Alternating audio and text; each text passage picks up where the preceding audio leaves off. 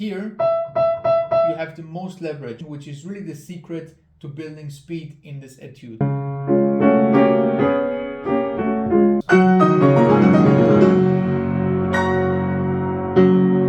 Welcome everyone. Today we will talk about the Opus 10 number 5, the Black Key Etude. This is a very popular piece, and I think everybody knows this piece even if they don't play piano or they don't listen to classical music often. This is a really world famous etude. So today I will go through some technical things and also just the piece in general and show you how you can improve on it, how you can build up speed, how you can build up accuracy, and overall how you can feel more comfortable and connected to the piece. So if we look at how this piece works, basically our left hand is going to provide the harmonies, and it always does so in the patterns of free. So we either have chords that are free or like a waltz kind of 1 2 3, and this repeats throughout the whole etude. Sometimes we go into 2, like this for example here, but most often we stay in 3. So the right hand has the technically more challenging task in this etude, and basically the way it works is we have these connected patterns here of, you could either say free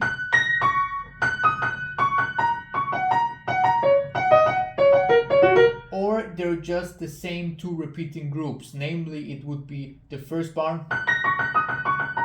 and then repetition of this. And then again, if you continue like this, so basically the patterns repeat twice in a row. So of course, as the name suggests, everything that happens here is mostly in the black keys. So there are passages where we also have white keys, but 99% I would say happens in the black keys, especially in the right hand. So how do we do this? Is it different than playing the white keys? Well, it's a little bit different due to the position. So if we look at where the white keys are and the black keys, we immediately notice that in order to play the black keys, our hand has to be more into the keys, because we cannot reach the black keys as soon as we can reach the white keys. So this will be a bit of a position shift. Also, you don't want to be playing way inside of the black key, because as we know here, these are all levers. So basically here you have the most leverage, and the more you go into the key, you can try this on your piano, the harder it gets. So you don't want to be playing at the very top of the black key, because this will provide the least kind of leverage. So instead we want to focus on the first, let's say 10 to 15% of the black key. This is where mostly the action will happen. So when you start out with this etude, you basically first of all want to practice your independence. So this will mean you play it loud and proud, as I like to call it, and also you try to address each finger individually and use not so much of other things like arm or rotation. We're going to talk about those later. So first of all, just purely from the finger. If we look at the fingering here, there are different variants. For example, 3-5-1. I personally prefer to do everything with 2-4. But this is a personal preference. You can either go 3-5 or you can go 2-4 and then adapt accordingly. In my edition, I use the Paderewski, but I also have the Henle and the Ekier. I see both fingerings because I believe those are written by Chopin himself. So you can choose between these 2 fingerings, and if you choose the top line, you basically stick to the top line, and if you choose the bottom fingering, you basically stick to that one. So for a start, I would practice like this, really loud and independent and slowly. Once you have understood how the patterns work, where your hand needs to go, etc., it's time to add the rotation, which is really the secret to building speed in this etude. So if you look at a tremolo, for example, in order to play a tremolo comfortably and quickly, you will need the rotation from here. So it's kind of a wrist mixed with a little bit of forearm for me. For you, it might be a little bit different, but you can try to do a tremolo and try to find exactly the movement that lets you tremolo for a very long time while remaining comfortable and building speed. So this is the movement that you will need. Of course, this movement will be in a much smaller size because as the piece is written here, you can see that we don't have big distances to tremolo with, but rather small. So you will need a very precise movement and rotation for this. Let's look at it in slow motion.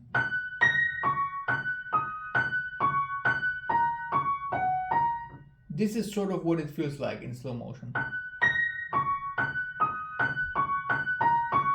So as you can see here, I'm doing very small kind of rotations and very subtle ones. You basically need these rotations to get to the other note, for example here to the fourth finger. So if you were to think of it as multiple notes, you would kind of use this rotation perhaps to adapt to the position. So for this, we only have 2 and then 4, no third finger, which means you kind of have to think this in the middle and then fill in the gaps, so to say.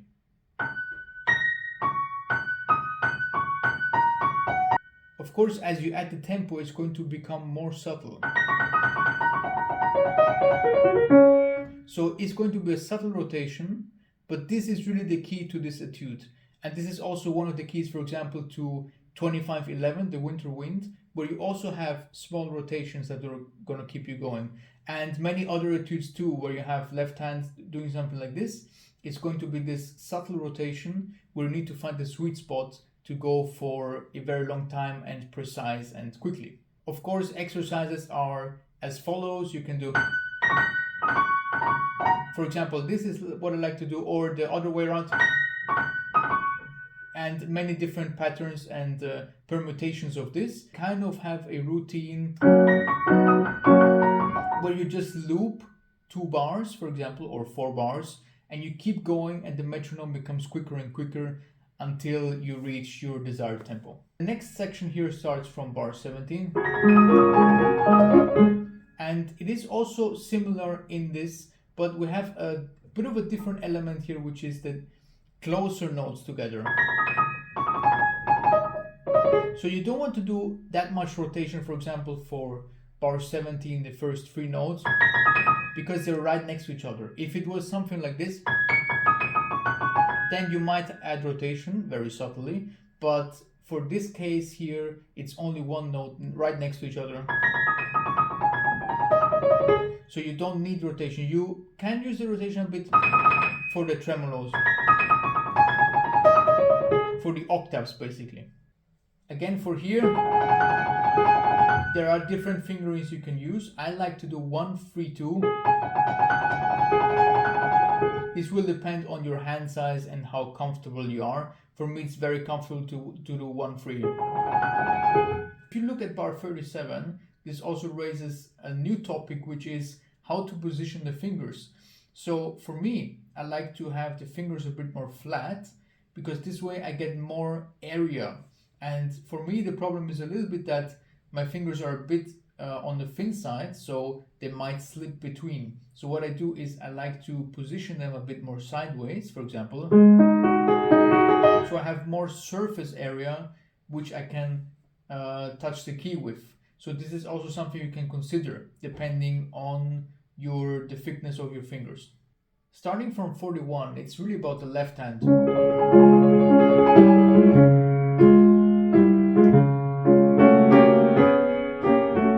I think this is a great place to show the left hand. He also writes poco marcato in the left hand, which means we can show it a little bit more. And this is always important, like I said also in my 25/6 double first etude video, is that, for example, you have the left hand, the chords, they are really bringing out the melody here. So the right hand is going to be more accompaniment in this case, with this tremolo here, and you want to focus on the left hand.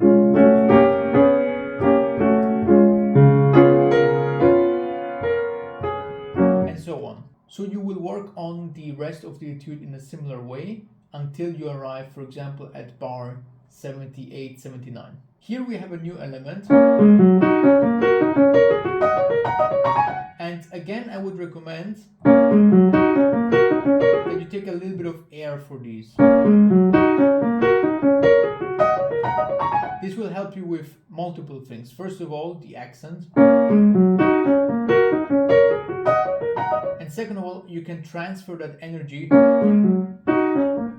to the other notes, which will create a very natural pattern. And then of course the famous last octaves.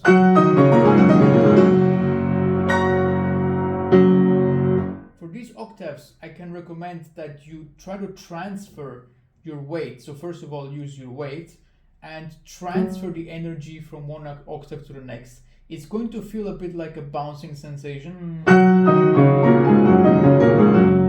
Like this. Of course, you're going to do the same movement here 10 times or so, but also it's important to transfer this energy into the next one. Otherwise, you might get stuck or the octaves might be slow. So you want to, in slow tempo, practice like this. It